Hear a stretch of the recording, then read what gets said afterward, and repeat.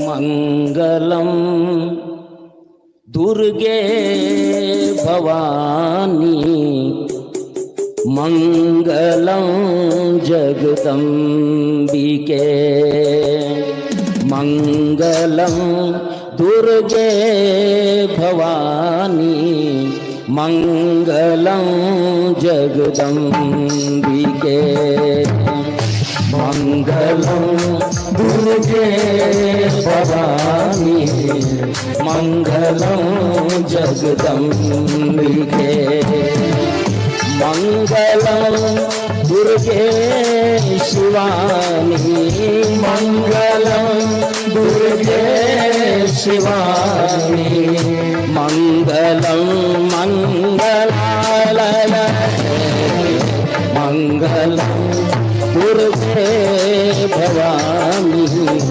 मंगलम जगदम्बिके मंगलम दुर्गे भवानी मंगलम जगदम्बिके। जय हो।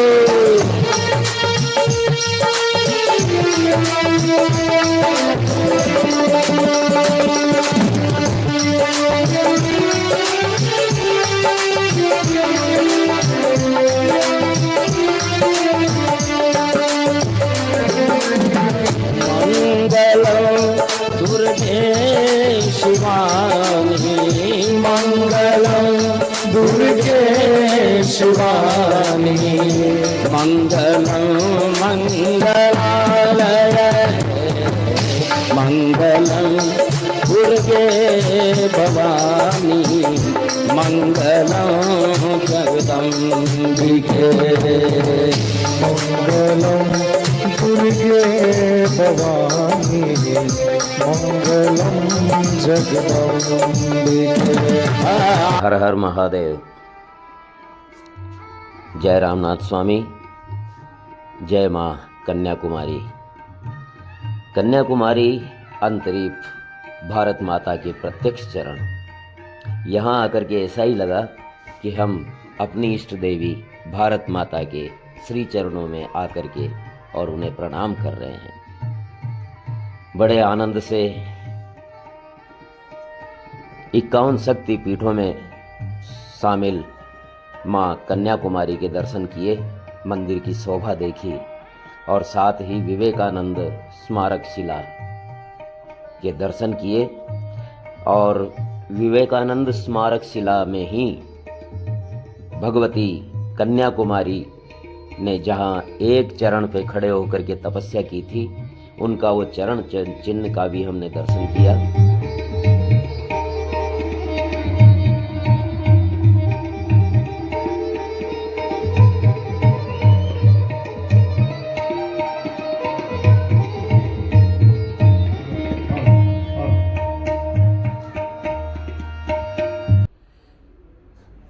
कन्याकुमारी ऐसा स्थान है भारत में जहां सूर्योदय और सूर्यास्त दोनों के दृश्य बड़े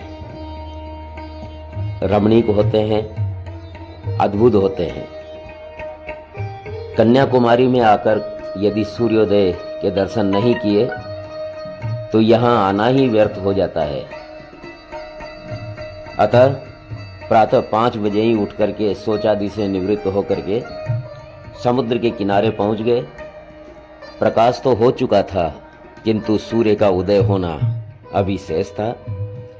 तट पर घूमकर ऐसा कोण तलाश रहे थे जहां से सूर्योदय का दृश्य सर्वश्रेष्ठ दिखाई दे। हजारों की संख्या में लोग सूर्योदय का नज़ारा देखने के लिए जमे हुए थे। एक टकटकी लगाए पूर्व दिशा की ओर मुंह किए सभी सूर्यदेव के दर्शनार्थी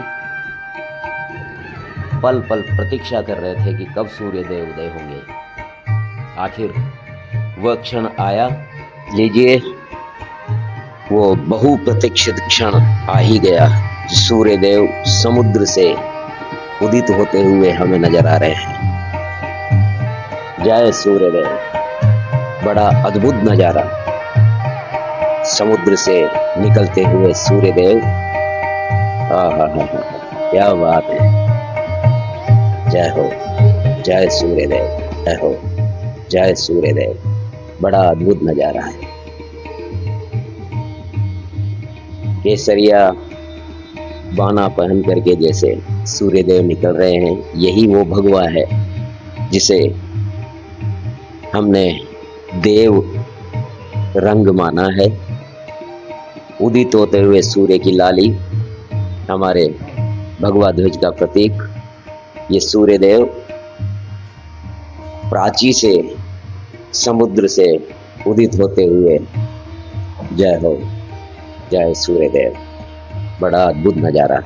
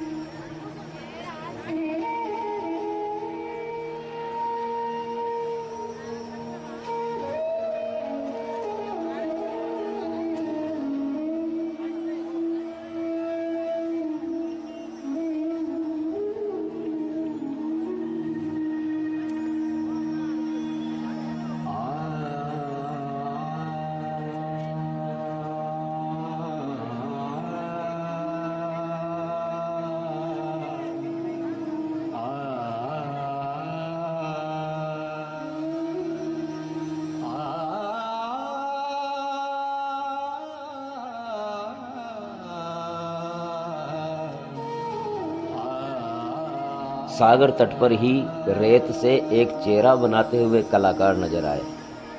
पास जाकर के देखा तो वे कलाकार अटल बिहारी जी वाजपेयी जी की छवि बना रहे थे। वास्तव में उनकी कला आश्चर्यजनक थी। बड़ा मन प्रसन्न हो गया उनकी इस कला को देख करके। रेत पर जैसे अटल बिहारी जी वाजपेयी प्रत्यक्ष हो गए थे। कन्याकुमारी बीच का ये दृश्य, कन्याकुमारी बीच से विवेकानंद स्मारक शिला और असंख्य लोग यहाँ समुद्र में स्नान करते हुए, समुद्र की लहरों का आनंद लेते हुए, और ये सूर्योदय का एक और दृश्य, किस प्रकार से सूर्योदय हुआ था स्वामी विवेकानंद स्मारक शिला के यहाँ से कैसा दृश्य बनता है। हर हर महादेव।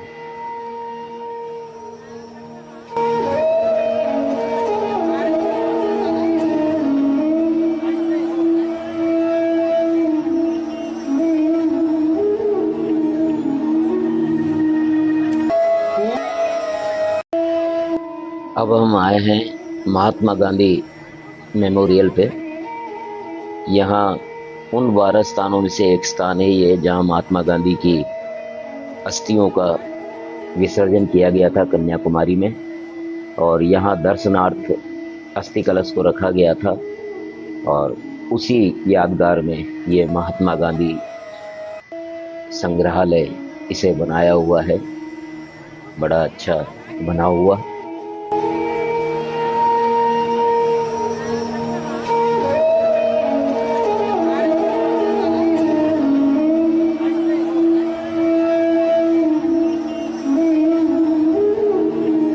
हर समुद्री तट की भांति यहाँ भी ईसाइयों की संख्या अच्छी खासी है, और ये चर्च है, सेंट मेरी चर्च।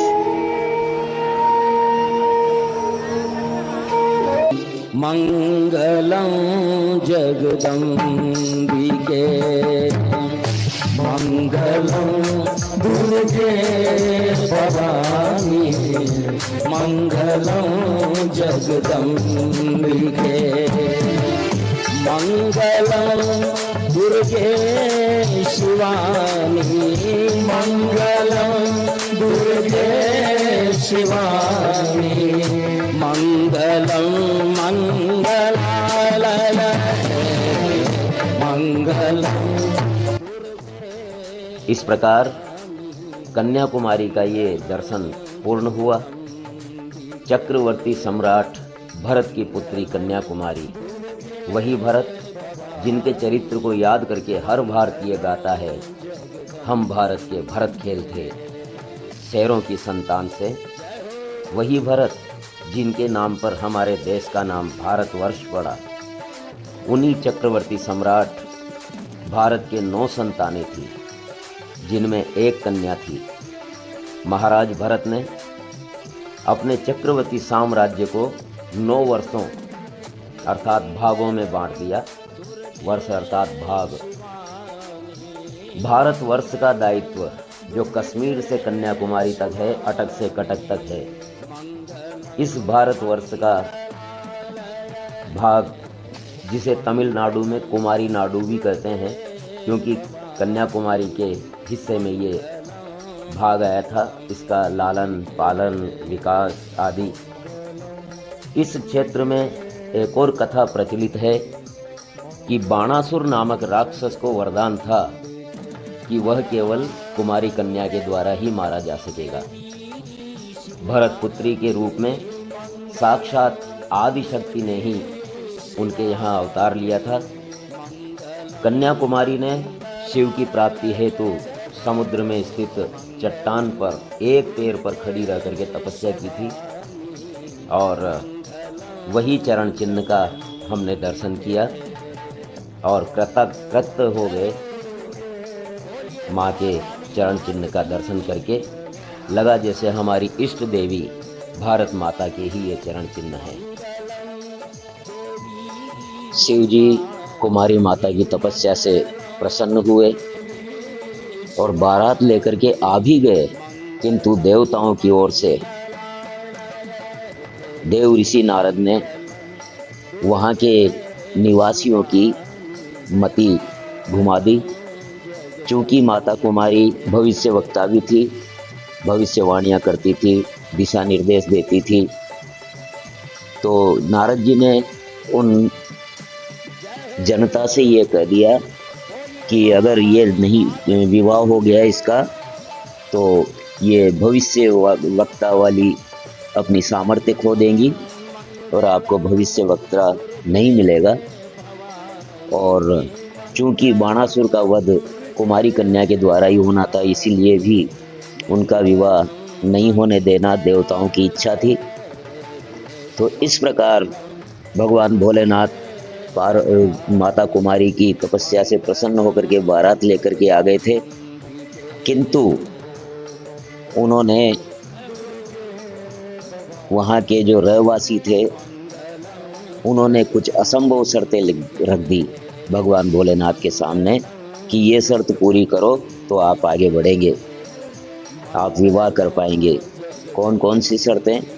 कि बिना छल्लों वाला गन्ना दीजिए आप, बिना धारियों वाला पान दीजिए, और बिना आँख वाला नारियल चाहिए।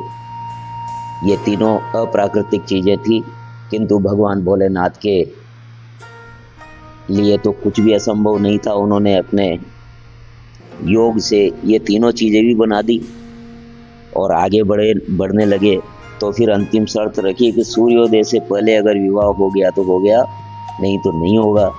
लेकिन भोलेनाथ तो आगे बढ़ते गए, लेकिन उन्होंने कृत्रिम सूर्योदय का बहाना कर लिया, कर्पूर के ढेर में आग लगा करके उजाला कर दिया और मुर्गे की बांग दे दी। और भगवान भोलेनाथ ने सोचा कि प्रभात हो गया और वापस लौट गए।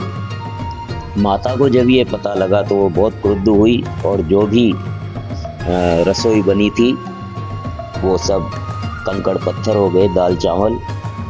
और इस प्रकार क्रोध की अवस्था में ही बाणासुर को जब उनके सौंदर्य का पता लगा तो वो विवाह का प्रस्ताव लेकर के आया। युद्ध की शर्त रखी माता ने और युद्ध में बाणासुर मारा गया। इस प्रकार की कथा यहाँ जुड़ी हुई है। जिस चट्टान पर माता कुमारी ने तपस्या की थी वहां पहुंचना असंभव था, इसलिए मंदिर समुद्र के तट पर ही बना दिया गया। लेकिन जब देव योग से स्वामी विवेकानंद जी यहाँ आए तो उनकी अदृष्ट दृष्टि उस चट्टान की दिव्यता को अनुभव कर चुकी थी और बिना सोचे समझे समुद्र में कूद पड़े। विकराल लहरों से लोहा लेते हुए तैर करके उस चट्टान पर पहुंचे तो वहां उस चट्टान पर उन्हें माता कुमारी का एक चरण चिन्ह दिखाई दिया और उस चरण चिन्ह को देख करके स्वामी विवेकानंद लोटपोट हो गए। उनकी भाव समाधि लग गई, माता के दर्शन हुए और वहीं तत्व ज्ञान प्राप्त हुआ। इसी घटना के बाद बहुचर्चित शिकागो धर्म संसद में उन्होंने भाग लिया और भारतीय आध्यात्म का डंका पूरे विश्व में बजा करके लौटे। इस प्रकार ये माता कुमारी कन्या की ये कथा है जो इधर प्रचलित है। इस प्रकार भगवान रामेश्वर ज्योतिर्लिंग पर ये श्रावण प्रवास अपनी पूर्णता को पहुंचा। हर हर महादेव, जय माँ कुमारी, जय रामनाथ स्वामी, जय हो। आपको कैसा लगा कमेंट करके अवश्य बताएं। इसको अधिक शेयर करें ताकि और लोग भी जानकारी प्राप्त कर सकें और अपना परिवार बढ़ाइए। हर हर महादेव। देखो हंसाने वाली, रोते को हंसाने वाली, तेरे दुख में मिटाने वाली, वो माँ है, वो माँ है, वो माँ ही तो है, वो माँ है। जय हो बोले जगदम्बे माता की।